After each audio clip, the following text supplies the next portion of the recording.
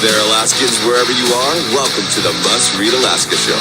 Coming to you from somewhere in Alaska. This is the place where we talk about, you guessed it, Alaska. Where we keep the mainstream media on their toes and where we are standing up for what's right in a world run by leftists. You can find out more by heading over to mustreadalaska.com and also checking out the Must Read Alaska YouTube channel for some really great content. But first, let's get this party started. Welcome, everybody, to the Must Read Alaska Show. I'm your host, John Quick, coming to you live from somewhere in Alaska. And man, Alaska has seen a couple storms the last couple weeks. Man, I think Anchorage got like 3 or 4 feet of snow. The Kenai Peninsula has been hit with snow. But hopefully people are snuggled up in their warm house with a cup of coffee this morning, because we have a very special guest today. But before we go into that, I want to thank everybody that listens, watches, and reads Must Read Alaska. If you want to help keep the lights on here at Must Read Alaska, just go to mustreadalaska.com. On the right-hand side, there's a little donate button. Every $5, $10, $100 helps keep the lights on here at Must Read Alaska.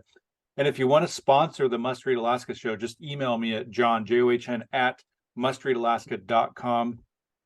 We'd love to have you as a sponsor. It's a very popular show, top 200 on iTunes in our category. And usually the U.S. and a couple other countries, FeedSpot just came out with a ranking of the top podcasts in Alaska or about Alaska. And we're the top news podcasts in all that. We beat all the mainstream media shows. So that's because of folks just like you that listen, watch, and read Must Read Alaska. So thank you for helping us get to #1 in the news category, according to FeedSpot. So without further ado, I have Phil White today. Phil White's an Emmy-nominated writer and co-author of the 17-Hour Fast. He's also written a number of other books. He has his own podcast. He lives in Evergreen, Colorado with his family, and he describes himself as a writer and a mountain man. Phil White, welcome to the Must Read Alaska show. Oh, well, thanks for having me, John. After listening to your John Mosley episode recently, and we had Coach Mosley and then Coach Hunter, both from ELAC, but people know them from Last Chance U Basketball on Netflix. And I was just really blown away by your conversation with John and your obvious preparation there. And so become a fast friends and big fan of the show. And so, I would encourage anyone listening to go back and listen to your episode with Coach Mosley. Yeah, Coach Mosley was pretty cool. You and I were chatting before we went live, or before we started recording here, and it's, we're 350 episodes into the Must Read Alaska show, and that was the first episode my son thought was really cool. So kudos to Coach Mosley for helping have my son think that Dad is cool once again. Hey, we do what we can in dad life, right? Yep. So you've authored several books. And I find this fascinating. What got you into writing in the first place? Everybody has their own story about that. So share yours with us. Yeah, so on the book front, I was working at a software company. My good buddy Brett Chalmers hired me right out of college in 2004. And at the time, my only 2 clips were my newspaper advisor at Mid-American Nazarene University, where I played NAIA basketball for Coach Rocky Lamar, who with 803 wins. So he's just behind Jim Boeheim on the all-time list, just a legend in college basketball. So our campus newspaper advisor had got one of my stories on the front of his paper, the Olathe News. And my brother-in-law, Randall Stevens, who's a history professor, has written a couple of books for Harvard, super smart. He used to have an indie music magazine called Tidal Wave. So I went to a Chemical Brothers show, one of those classic 90s electronica acts who still go into this day. And he said, yeah, why don't you write a review? So those were my only 2 portfolio pieces. And so that just shows young writers that you need to even if you just start a blog, you've got to have a portfolio, because the 2 big things are people and portfolio. And really, I was just able to parlay that into what came next. Now, on the book front, as I mentioned, I had a 2-year-old working for a software company by day, and my good buddy Luke Kreisel, who I grew up with in a tiny village in Dorset, England, was editing Nylon magazine, which is a fashion magazine in New York, had worked his way up from being an intern all the way to the top and run Nylon Guys. And he was interviewing Matthew McConaughey, Jason Schwartzman, all these cool guys. And unfortunately, his father had stomach cancer at the time, and God willing has since recovered and been cancer-free for many years. But he said, Bro, I owe my publisher 80,000 words and I have 800 words, and we've got 3.5 months or I'll breach my contract. And so he had done this book proposal with a guy that founded a DJ academy in New York with Jam Master Jay, who people know from Run DMC. And they wanted to do a book about the history and culture of DJing. So electronic music on one side, hip hop on the other. And he'd done quite a few interviews, but he said, hey, let's tag team these interviews. I think you'll find that bit really fun. Can you do it? So I talked to my wife and she was like, well, you can try, but we have a 2-year-old and you have a full-time job. And so it was literally every night, every weekend. I was interviewing this DJ called Z Trip one morning until 5:45 a.m. and I got up for work at 6:45. So I just didn't go to bed. He's on the West Coast and he's still pretty big today. But yeah, I mean, on the electronic side, Above and Beyond, BT, the legendary composer who did the Monster soundtrack, Paul Oakenfold, Pete Tong, that whole scene I grew up in. So that was cool. And then Grandmaster Flash, the old hip hop guy, Jazzy Jeff, as in Jazzy Jeff, Will Smith's Jazzy Jeff from the Fresh Prince. People don't know is a legit producer out of West Philadelphia, born and raised, as the song tells us. The song tells us. So yeah, people just think he was comic relief in that show. It's like, no, man, no, people have no idea how good of a DJ and producer this guy is. So yeah, all these great interviews. So we did that one. And then a buddy of mine, Henry, had the idea of me writing a book about how on earth Churchill ended up, Winston Churchill, in a tiny Missouri town in 1946 and the Iron Curtain speech he had given there. And that came from us going down with one of his daughters to see this little museum at Westminster College in Fulton, Missouri. And he was like, man, you should do that. So we went from hip hop, where Moby, the Grammy winning musician, wrote the foreword. Snoop Dogg did a blurb for that DJ book, and it's called On the Record. Little Nice. plug. To writing Our Supreme Task, about how on earth Winston Churchill ends up in the middle of nowhere in Missouri and the speech he gives there. So really the first one, it was just confidence and showing myself I can do long form. And Luke and Rob Principi, my co-authors, luckily gave me that assist. And from there, dude, it just took off. That's pretty cool. So you recently co-wrote a book called The Leader's Mind. Tell us about that book. Give us a little inside scoop of what a reader's going to learn if they start reading some Sure. chapters in that book. Yeah, so listeners won't know me, but they'll probably know my co-author, Dr. Jim Aframo. So he wrote The Champion's Mind, which is basically, people know the inner game of tennis and they know Bob Rotella's golf books on mindset and mental performance. So Champion's Mind was like the next big, accessible, kind of taking sports psychology to the masses book. And so Jim and I teamed up a number of years ago, and we decided to write a handful of really long case studies. So my friend Nick Gill is the strength coach for the New Zealand All Blacks rugby team, the winningest team in national sports history in any sport, Nice. won 80-something% of their games. So there's a book called Legacy, and I'm not going to bash the author, but shall we say that was unauthorized? This chapter is actually authorized by the All Blacks, and Gilly has been there through 4 World Cups. They've won 2 of them, had the referee, who was English, ironically, not robbed them in the Rugby World Cup recently about South Africa for the worst red card you will ever see in any sport. They would have won another one just recently. And really just Gilly going into the culture of the All Blacks, the teamwork, and how they're able to sustain this excellence year after year and really be the most feared team. They're basically the dream team in rugby, but every year. Nice. So we got Gilly. Tammy Jo Schultz was the pilot, the female pilot, who was one of the first Top Gun pilots in the Navy to be a woman. And so her story of overcoming prejudice in the Navy, and she married another naval aviator, another Top Gun pilot, and they both fly for Southwest Airlines. And now one of the engines blew up in her plane and sucked a woman out of the window that was closest to the wing. And so fellow passengers managed to pull the woman back in, but she was dead, and it depressurized the cabin. So then what came next is basically the Tom Hanks movie Sully, but for some reason, probably because she's a woman, she doesn't have a movie about her. So she managed to land that plane with a stricken engine, the cabin depressurized. So yeah, start with Gilly's chapter on the All Blacks and start with Tammy Joe's chapter. And then we have like a neurosurgeon who now works in tech, primarily with female-owned tech companies in the healthcare space, Katrina Furlick. And she also has a great book about her journey, a wildland firefighter chief. And really, it's just, I can't even remember. I think it's 10 or 12 long profiles. So we ask a lot of good questions and get the hell out of the way. And they just tell us that their leadership journey through the perspective of mental health and mental performance. That's awesome. So what's the most interesting person or guest that you've ever interviewed, and why?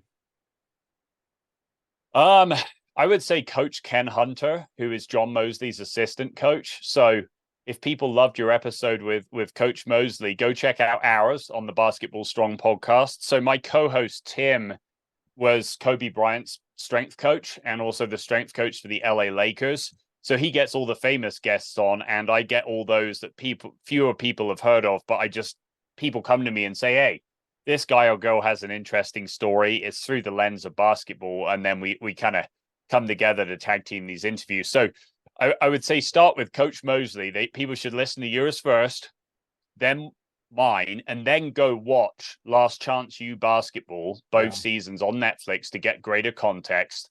And once you have done that, come back to Coach Ken Hunter when we release that episode. Hopefully it'll be out later this week, the Basketball Strong podcast.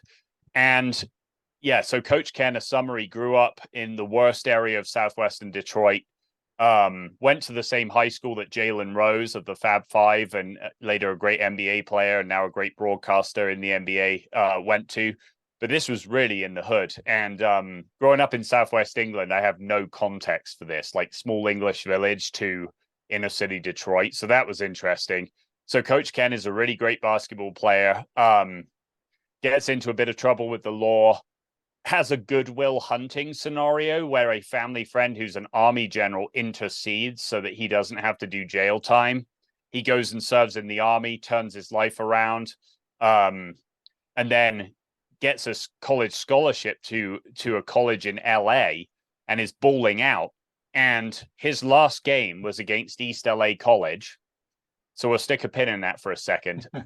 Next day, he's horsing around with a roommate who's a big old football player, like 6'10", 350 pounds, and is paralyzed in the course of them just messing around, doing Hulk Hogan moves in their dorm room. And don't do this, kids. It's bad for the neck. And instantly paralyzed, goes back to Detroit. A lot of his friends are already dead, either from drugs. His dad got hooked on crack when he was 9 years old. This is what's going on in his neighborhood. Could have got sucked back. One of his college coaches comes and is like, man, you're better than this. You want to come coach with us? And he's already married and has a daughter at this point. And basically there's a pivot point between maybe going to the streets and selling some stuff on the street corner he shouldn't be. The OGs want to pull him back into this world of gang violence, but he chooses another path and he goes and works at this school for 12 years. And then Coach Mosley is at ELAC, which is the last game Coach Hunter played before he was paralyzed, comes call in, and he meets him. And within 5 minutes, he's like, man, this guy shares my Christian faith. He shares my mission. I want to go team up with Mosley. And a dozen years later, whatever it is, 11 years later, they're at ELAC doing the Lord's work, man. So yeah, Coach Ken just balling out. That's awesome. Yeah, that sounds like a very inspirational person. And folks listening in, check out the podcast. Maybe in a week or so? You said it'll be released. Tell folks about tell folks about this podcast that you have and where they can find it. Yeah, so if you just search for the Basketball Strong podcast, and it's on all the usual stuff, whether it be iTunes or whatever they call it these days, Apple Podcasts, Spotify, all the usual places. And so, yeah, check us out. We're trying to compete against Kevin Garnett and All the Smoke and all these super popular shows that have a ton of money and a ton of marketing. So like yourself, the best way someone can help us is just subscribe. If you like it, give us a good rating. If you would be so kind, a good review, listen to the episodes. And so, as I said, Tim was Kobe Bryant's strength coach. He took over from Tim Grover with that role, and also the strength coach for the LA Lakers. So in addition to Kobe, he had Ron Artest, Meta Sandyford Artest, as he now goes by, Pau Gasol, and Tim, had some great coaches. Mike Brown, who's currently the coach of the Sacramento Kings, the great Byron Scott, who won 3 championships with Kareem Abdul-Jabbar, Magic Johnson. And so he pulls in all of these, whether they be coaches, players, men and women from the college game and high school basketball and the NBA, of course. And then I go out and find the Ken Hunters and the John Mosleys. We research the heck out of them, come up with some questions, and ask a few open-ended questions and get the heck out of the way. Let them share their stories. Nice. So I'm curious. I think you mentioned you're from England. What brought you to the U.S.? Yeah, so for some reason, head coach Rocky Lamar at Mid-America Nazarene University decided to recruit me from England to play basketball. And at that point, if you could kick a ball from here to the wall, you got soccer money too, which my brother got a good laugh out of because he was good enough. He actually played at the Southampton FC, a Premier League team, at their academy. He was like, "What? They're going to pay you $3,500 a year to play? You're terrible." And I was like, "I know, but I can sit on the bench for that much money." So I did. And so somehow I come from Southwest England to Olathe, Kansas, which some people may not have heard of, that suburb of Kansas City, but Garmin, the GPS company, is headquartered like 2 minutes down the road. So that's kind of what Olathe is known for. And Coach Lamar said, "Don't say you play for Coach Lamar because you never cracked varsity."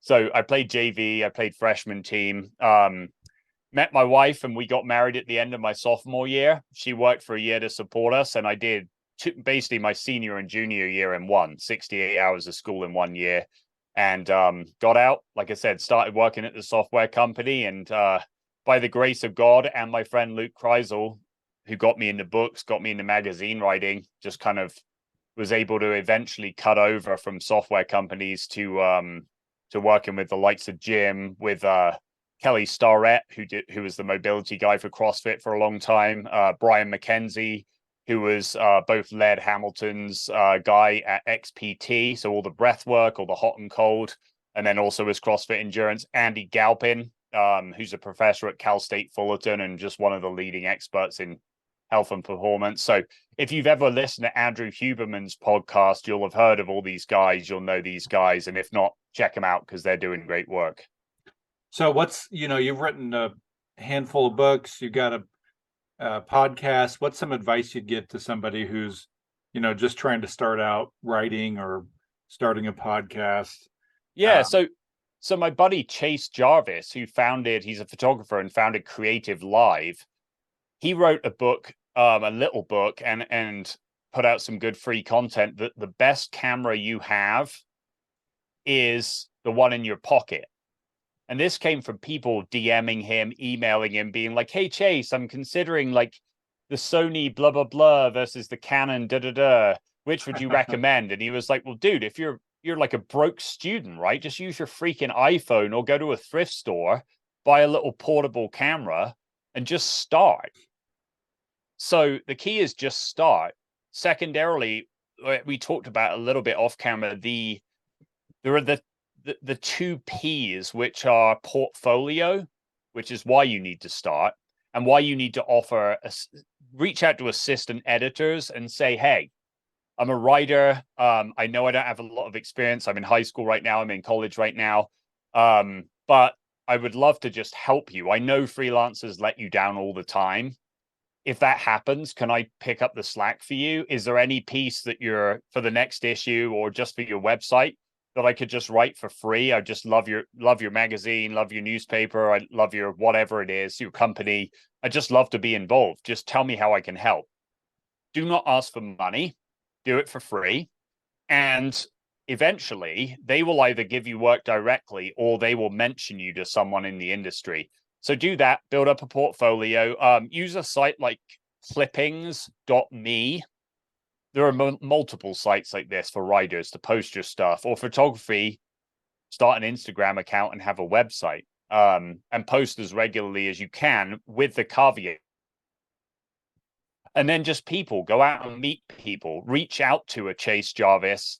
If you're in photography, or a Chris Burkard is, the great photographer, reach out to other writers. If you're a writer, people that are further along the track, seek them out. Ask me questions about journalism. Ask me questions about book writing. Happy to help. Go on Creative Live and find a how to write a book course. $29, $49. Good investment. Masterclass. You want to be a film director? Black Friday, dude. Cyber Monday. Masterclass. You can learn from Ron Howard, Spike Lee, Martin Scorsese for $110 a year. Yeah, we didn't have that when I was a kid. Right? You wouldn't have had access to these people. So yeah, I'm telling you, like my kids are both young filmmakers. And I said, hey, do you want to learn film directing from those guys? And he was like, what are you talking about? I was like, well, I got Masterclass for 50% off for the year, so you better use it. Go use it. You know, just go explore. There's so many great resources now. So portfolio, people, and then use the online resources to upskill. So you seem to be a pretty positive person. How big of a role does that play in your life? You know, somebody turns on the news these days and it's like Armageddon. And, you know, there's people that are just glued to their TVs all day long, and they're just soaking in all this negative vibes and negative news. How important is it for you to have that positive mindset? I mean, there's two thoughts there. One, my kids will never have a cell phone while they are in my house. Never. It is a gateway to cyberbullying, to porn, to addiction. And do addicts typically behave rationally or irrationally? Yeah. Irrationally, every time. If you took a baby's rattle away or you didn't feed it and it weighed even 100 pounds, it would kill you. What would happen if you took a tech-addicted person's phone away? It'd be the same thing. Maybe mentally or emotionally, not physically, hopefully. But it's basically a breeding ground for mental illness. So if you have kids, get a phone out of their hands. And if you don't, set up guardrails. And there are apps that will literally cut off your social media, a certain timer. And then also the companion piece is read Cal Newport's book, Deep Work, and all of Cal's other stuff, Digital Minimalism, and go and do likewise. Because only then will you be able to do meaningful work and actually spend your time wisely. Now, the second part, to answer your question, is just a faith thing. So I don't know what your listeners believe or if they believe in anything.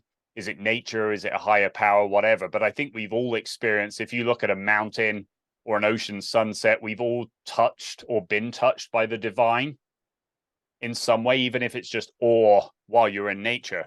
So for me, that's Christ, and that's my Christian faith, much like Coach Mosley and Coach Ken, and seeking out guys like them to mentor me, or Tim Frazier is another one, an NBA player.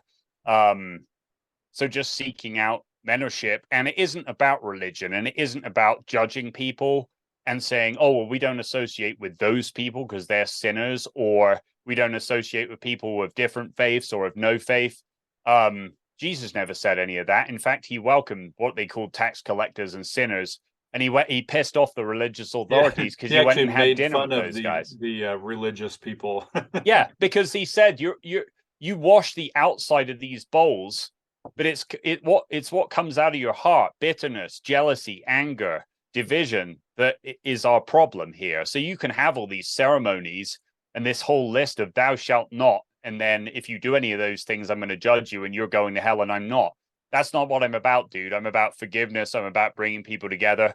And luckily, he died for our sins, so we don't have to. So to me, positivity comes from being grateful for that, and just some experiences I've had in life that couldn't be down to anything else other than his hand. And like Coach Mosley, he has a bigger mission field and a bigger reach, but I'm just trying to reach people through our podcast, through Basketball Strong where I can, through the writing when it's appropriate. And even if it's a secular show or it's a secular company I'm writing for, or a secular co-author, or our readership is not spiritual, or they would say, well, I'm not religious. Well, neither am I. Neither is Coach Mosley.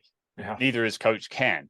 We don't care about that. It's and part of it is just trying to impact young people and be a good model for young people, because they're listening to, as the Christian rapper Lecrae says, rap stars, trap stars, whoever wants to lead me. There is an absence of leadership. And in certain communities, there are no fathers in the home, or there are drugs in the home, or alcohol abuse, or all of the above, systemic crime. Coach Ken and Coach Mosley are trying to fill that void with a faith-driven mission. So I can't compare myself to those guys. I wish I could, but I can at least do my little bit, hopefully, to uplift and to share the. St. Francis said something along the lines of, I'm going to butcher it, like, share the gospel, ... use words when necessary. Yeah. So what's next for you? What's some of your dreams that are out there still? Yeah, so I was lucky enough to team up with a Navy SEAL commander by the name of Commander Rourke Denver. And you can check out his stuff, look up Rourke Denver, look up Ever Onward. And he came up at the same time as Jocko Willink, which is a name that a lot of your listeners will know. Navy SEAL commander, wrote a few best-selling books. And so we're doing some online courses together. And again, initially targeting leaders in probably business, sports, and just in life, but we have a real heart for leading young people. He's a girl dad. He has 2 teenage daughters. I have 2 teenage sons. So eventually we're going to get to some courses, leadership courses for young people, for teenagers, for early to mid 20s. And again, just trying to take his experiences, both winning national championships at Syracuse lacrosse, and then more specifically in the SEAL teams, and being a leader in truly battle testing. People use this phrase, oh, it's battle tested. Well, in his case, it actually was. And so really just trying to use these and then give people practical takeaways, because there's a few good leaders, but it's like that old movie, A Few Good Men, and parentheses women. There are only a few, and we need more. And there's a lot of bad leadership. There's a lot of toxic leadership. We need to root that out, pull those freaking roots out, rip that plant out at the roots, and replace them with servant-minded leaders like Coach Mosley, like Commander Denver was when he was in the SEAL teams. So yeah, people could check out for an entry ramp, check out his book, Damn Few. And yeah, there's going to be some online courses coming down the pike really fast. That's awesome. So last question to you is this: it's 30 years from now, you're sitting on a beach sipping a Mai Tai or a sparkling water. What do you want, what do you want to be remembered by? We'll go with espresso, brother. You know, Nice. Let's go with that. I don't know, just hopefully people can look at my kids and say, man, those kids are doing great things. And they can look at my wife and hopefully she's happy and healthy. And I'm hoping that there's at least a couple of young writers that I've been able to, and I do coach people through the book writing process, like my friend Shane Trotter, who wrote a book called Setting the Bar, about how we need higher standards for our kids and we need rites of passage for our kids. So quick plug for Shane, but check out that, and you should have him on the show. Great guy. And so yeah, my buddy Pete Hitzman is working with a USA weightlifting coach called Sean Waxman. I'm helping him through that book process. And so I hope that there's a legacy mark where I can look at the books of my friends and think, I either encouraged them or I literally gave them the whole playbook and helped them to get through. And in doing so, the ideas they're putting out, the positivity they're putting out, and hopefully some of them, the faith-driven mission they're putting out in the world, has then in turn helped a few more people. So in terms of legacy, man, if I could say that, and I've just been able to give of myself and help as many people as I can help, then it's a small mission field, but hopefully it's an impactful one. Nice. So where can people find your stuff? Give us, oh man, you know, the floor is yours. Where can they find you? How can they find you? Where can they buy your stuff? So that's very kind of you. So yeah, check out the book, The Leader's Mind. And then also check out the Basketball Strong podcast. That's about it. That's the summary. I like that. Well, I'll put your website in the description, and they can probably find all your stuff from it's all like Phil White Books. It's all, you know, Instagram, LinkedIn, my website, it's all at Phil White Books. So I'm not a big fan of the socials and it feels inauthentic, but then we connected via Twitter. Coach Mosley and I connected, and Coach Ken and I on Instagram. So again, these are tools. So go read Cal Newport's book on deep work and on digital minimalism. And again, do likewise with that. Awesome. Well, Phil, I appreciate you coming on the show. Welcome back anytime. And folks listening in, go to the link in the description and go check out his books and his podcast. It's some interesting stuff. And I want to thank everybody that listens, watches, and reads Must Read Alaska. And if you caught this, maybe midway through or towards the end, I want to encourage you to go all the way back and listen through. We're going to pin this post on our Facebook wall for the next couple days, so you can go watch the actual full video podcast as well.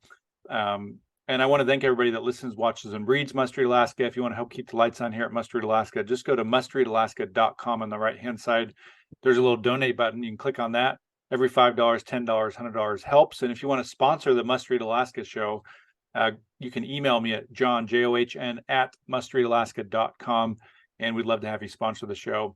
Phil, thanks again. You're welcome back anytime. Thank you. And until next time, I'm John Quick from somewhere in Alaska.